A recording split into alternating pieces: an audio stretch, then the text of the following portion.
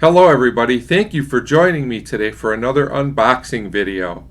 So today we're going to be unboxing a whole bunch of horror stuff. There were some really good deals, some really big sales going on, so I picked up a whole bunch of Arrow horror Blu-rays. A lot of these are older releases, but that's okay with me. But first, kind of as a bonus, I also picked up, this is not from Arrow, but this is The Wicker Man, one of my all-time favorite horror films, in my opinion, one of the greatest, and one that I did not own for whatever reason. So this is from Lionsgate, I believe. So we'll open this up, not expecting anything too exciting here. So once again, The Wicker Man.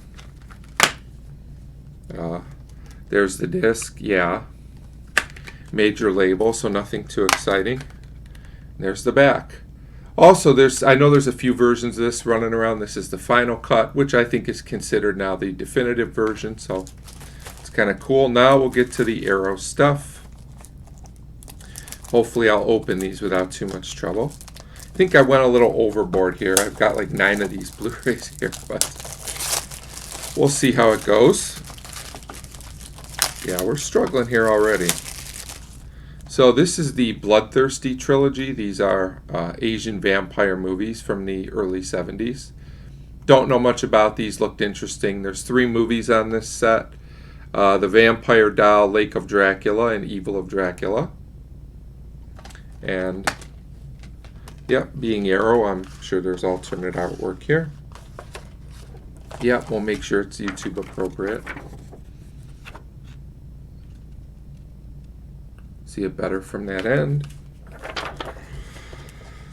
These Arrow Blu-rays are probably all going to have alternate artwork, which I love.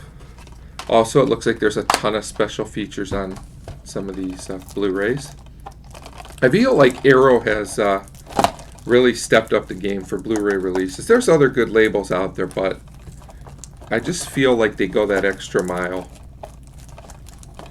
Oh boy, this is not good. And I also love their like white grayish cases, whatever you want to call them, but the plastic can be a little tough to get off them. So this is Giallo, Death Walks on High Heels. Have always wanted to check this one out. Trying to get a better angle. There we go. Still kind of new to this unboxing stuff, but you think I'd have it figured out by now. And interesting alternate artwork.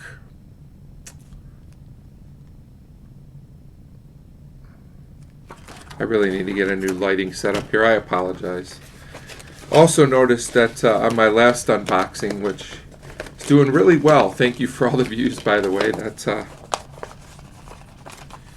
I was shaking the camera quite a bit, so I think I may have solved that problem. I'm trying not to do that. As I say that, I'm sure I'll shake the camera, but you know, it's hard with my shaky hands here. My nervous tics are really getting me here.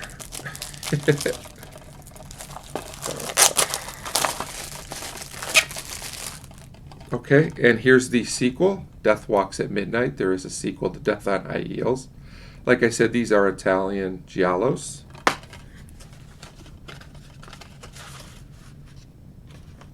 And yeah, we'll leave that alternate artwork where it is, but it looks pretty cool.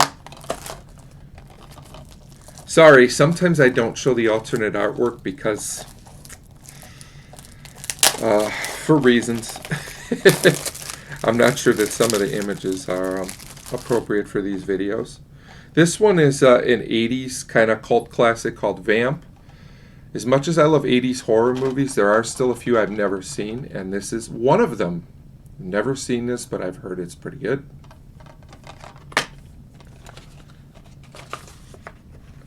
Yeah, this one's fine. I believe that's the original artwork. I recognize the poster art there. Generally, I actually prefer the new artwork, but occasionally I like the original artwork. In this case, I think the new artwork is far superior. I'll fix those later. Sorry about the delays. Usually I blow through these. I'm not opening these well today. Next up, we have Your Voice is a Locked Room and Only I Have the Key. This is supposed to be a great giallo, but I don't really care for titles like this where you have to look at them to pronounce them, but a little bit too long for my liking, but there's the cover. Not riveting on that one. Let's see what the alternate artwork looks like. Interesting. Not sure what I like better there. Not really in love with either artwork on that one, to be honest, but one other thing I do appreciate about Arrow, while I'm praising them so much, till they do something I don't like, is that they do put discard as well, which isn't really a big deal. It's kind of nitpicky, but I just appreciate everything they do as far as the touches. I also appreciate all the features they give you. As there's some other companies out there that do great transfer work, like Kino, and they don't really give you a lot of special features though. So here's another 80s horror movie that I haven't seen, Society, and I've really wanted to see this one for a long time. Just kind of sounds interesting and cool.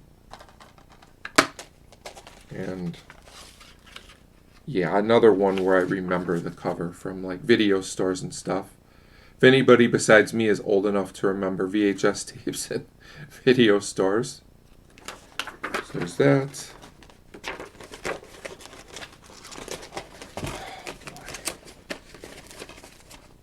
I'll have to mess with these later, see which artwork I prefer on these.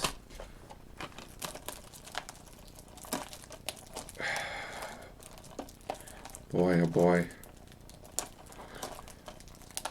Might have to use the scissors on this one.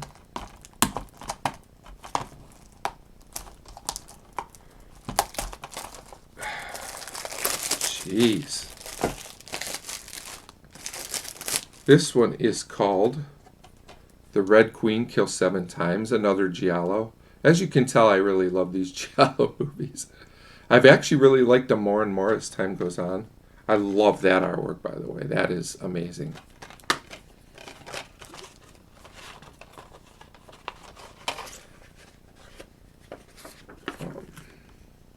And there's the alternate artwork. Pretty cool. Not as nice as the artwork on the front cover.